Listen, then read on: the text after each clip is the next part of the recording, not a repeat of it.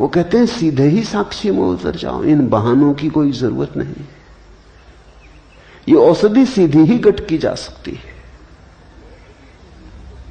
छोड़ो बहाने, वाहन छोड़ो, सीधे ही दौड़ सकते हो, साक्षी सीधे ही हो सकते हो। इसलिए जहां तक अष्टावक्र का संबंध है, साक्षी और ध्यान में कोई फर्क नहीं। लेकिन जहां तक और पद्धतियों का संबंध है, साक्षी और ध्यान में फर्क है। ध्यान है विधि, साक्षी है मंजिल। अष्टावक्र के लिए तो मार्ग और मंजिल एक है, इसलिए तो वो कहते हैं अभी हो जाओ आनंदित। जिसकी मंजिल और मार्ग अलग है, वो कभी नहीं कह सकता अभी हो जाओ। वो कहेगा चलो, लंबी यात्रा है, चढ़ो, तब पहुंचोगे पहाड़ पर। अष्टावक्र कहते हैं आंख खोलो, पहाड़ पर बैठे हो, कहां जाना, कैसा जाना। इसलिए अष्टावक्र के सूत्र तो अति क्रांतिकारी है। न तो ज्ञान, न भक्ति, न कर्म, तीनों ही इस ऊंचाई पर नहीं पहुंचते।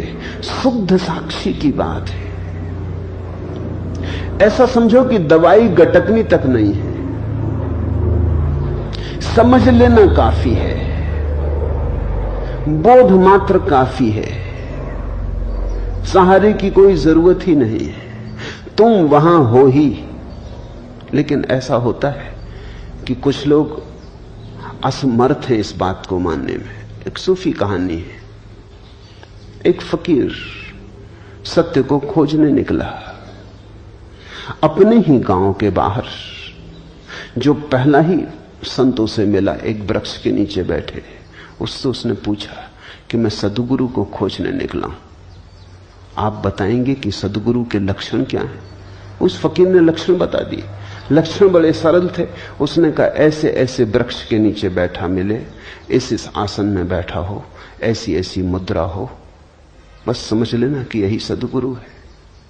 चला खोजने। साधक कहते हैं 30 साल बीत गए, सारी पृथ्वी पे चक्कर मार चुका, बहुत जगह गया लेकिन सद्गुरु न मिला। बहुत मिले मगर कोई सद्गुरु न था। थका मांदा अपने गांव वापस लौटा। लौट रहा था तो हैरान हो गया, भरोसा ना आया। वो बूढ़ा बैठा था उसी वृक्ष के नीचे। अब उसको दिखाई पड़ा कि ये तो वृक्ष वही है जो इस बूढ़े ने कहा था, ऐसे ऐसे वृक्ष के नीचे बैठा हो, और ये आसन भी वही लगाया है, लेकिन ये आसन तो 30 साल पहले भी लगाया था। क्या मैं अंधा था? इसके चेहरे पे भाव भी वही, मुद्रा भी वही। वो उसके चरणों में गिर पड़ा, कहा कि आपने पहले ही मुझे क्यों ना कहा? 30 साल मुझे भटकाया क्यों? ये क्यों ना कहा कि मैं ही सद्गुरु? उस बूढ़े ने कहा मैंने तो कहा था, लेकिन तुम तब सुनने को तैयार न थे। तुम बिना भटके घर भी नहीं आ सकते। अपने घर आने के लिए भी तुम्हें 1000 घरों पर दस्तक मारनी पड़ेगी, तभी तुम आओगे। कह तो दिया था मैंने, सब बता दिया था कि ऐसे ऐसे वृक्ष की, यही वृक्ष की व्याख्या कर रहा था, यही मुद्रा में बैठा था, लेकिन तुम भागे भागे थे, तुम ठीक से सुन ना सके, तुम जल्दी में थे, तुम कहीं खोजने जा रहे थे। खोज बड़ी महत्वपूर्ण थी, सत्य महत्वपूर्ण नहीं था तुम्हें, लेकिन आ गए तुम। मैं थका जा रहा था, तुम्हारे लिए बैठा बैठा इसी मुद्रा में। 30 साल तुम तो भटक रहे थे, मेरी तो सोचो।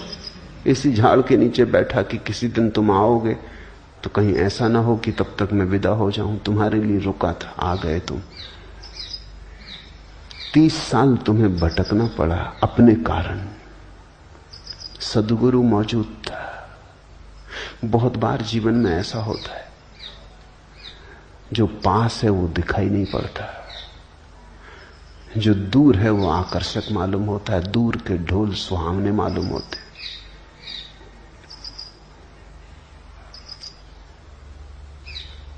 दूर खींचते हैं सपने हमें।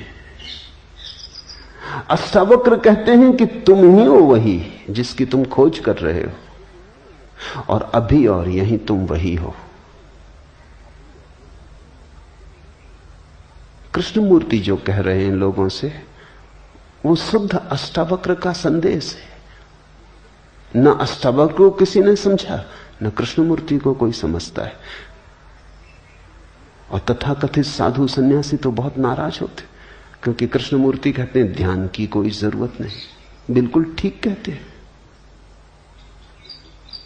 न भक्ति की कोई जरूरत, न कर्म की कोई जरूरत, न ज्ञान की कोई जरूरत। साधारण साधु संत बड़े विचलित हो जाते हैं कि कुछ भी जरूरत नहीं, भटका दोगे लोगों को। भटकाइए, साधु संत रहे। कृष्णमूर्ति तो सीधा अष्टावक्र का संदेश ही दे रहे हैं। वो इतना ही कह रहे हैं कुछ जरूरत नहीं, क्योंकि जरूरत तो तब होती है जब तुमने खोया होता है। जरा झटकारो धूल, उठो, ठंडे पानी के छींटे आंख पे मार लो, और क्या करना है। तो अष्टावक्र के दर्शन में तो साक्षी और ध्यान एक ही है, क्योंकि मंजिल और मार्ग एक ही है। लेकिन और सभी मार्गों और प्रणालियों में ध्यान विधि है, साक्षी उसका अंतिम फल है।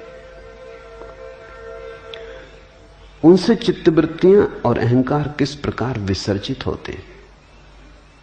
साक्षी भाव से चित्तवृत्तियां और अहंकार विसर्जित नहीं होते। साक्षी भाव में पता चलता है कि वे कभी थे ही नहीं। विसर्जित तो तब हो जब रहे हो। तुम ऐसा समझो कि तुम एक अंधेरे कमरे में बैठे हो, समझ रहे हो कि भूत है, तुम्हारा ही कुर्ता टंगा है, मगर भय में और घबराहट में और कल्पना के जाल में तुमने उसमें हाथ भी जोड़ लिए, पैर भी जोड़ लिए, वो खड़ा तुम्हें डरा रहा है। अब कोई कहे कि दिया जला लो, तो तुम पूछोगे दिया के जलने से भूत कैसे दूर होता है। लेकिन दिए के जलने से भूत दूर हो जाता है, क्योंकि भूत है नहीं। होता तो दिए के जलने से दूर नहीं होता। दिए के जलने से भूत के दूर होने का क्या लेना देना है। अगर भूत होता ही तो दिए के जलने से दूर ना होता। नहीं है, आभास होता है, इसलिए दूर भी हो जाता है।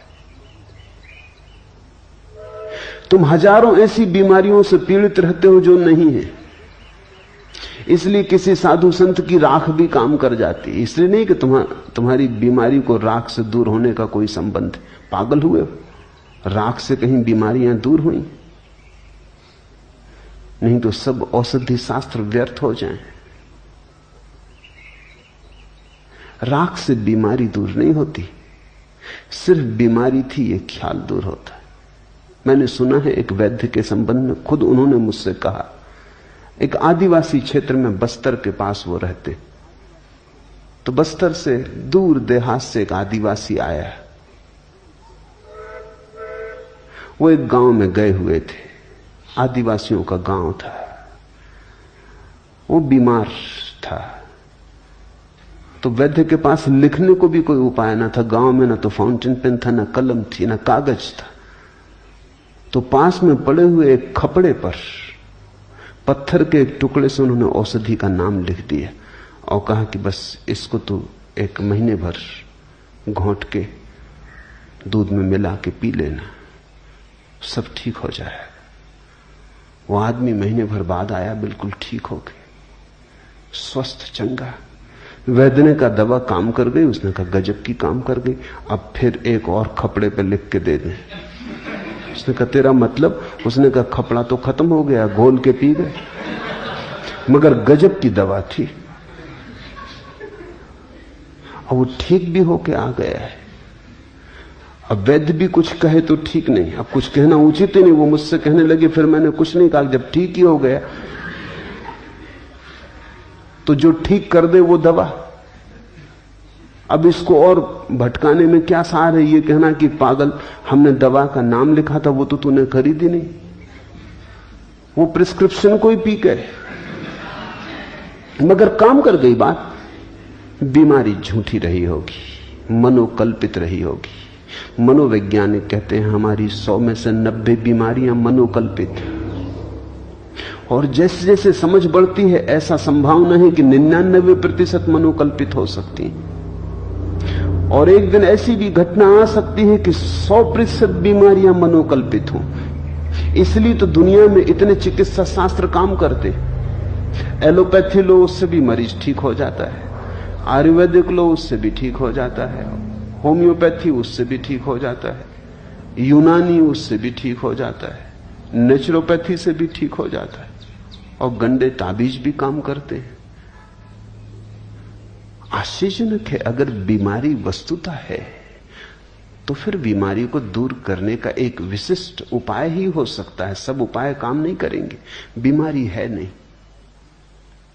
तुम्हें जिस पे भरोसा है, किसी को एलोपैथी पे भरोसा है, काम हो जाता है। बीमारी से ज्यादा डॉक्टर का नाम काम करता है। तुमने कभी ख्याल किया, जब भी तुम बड़े डॉक्टर को दिखा के लौटते हो जेब खाली करके, काफी फीस देके, आधे तो तुम वैसे ही ठीक हो जाते। अगर वही डॉक्टर मुफ्त प्रिस्क्रिप्शन लिख दे तो तुम्हें असर ना होगा। डॉक्टर की दवा कम काम करती है, चुकाई गई फीस ज्यादा काम करती। एक दफा ख्याल आ जाए कि डॉक्टर बहुत बड़ा, सबसे बड़ा डॉक्टर, बस काफी है। तुम पूछते हो अहंकार और चित्तवृत्तियां साक्षी भाव में कैसे विसर्जित होती हैं? विसर्जित नहीं होती हैं, होती तो विसर्जित होती हैं। साक्षी भाव में पता चलता है कि अरे पागल, नाहक भटकता था, अपने ही कल्पना के मृग जाल बिछाए, मृग तृष्णाएं बनाई, सब कल्पना थी। विसर्जित नहीं होती, साक्षी में जाग के पता चलता है थी ही नहीं। पूर्ण निरअहंकार को उपलब्ध हुए बिना क्या समर्पण संभव है? यह महत्वपूर्ण प्रश्न है।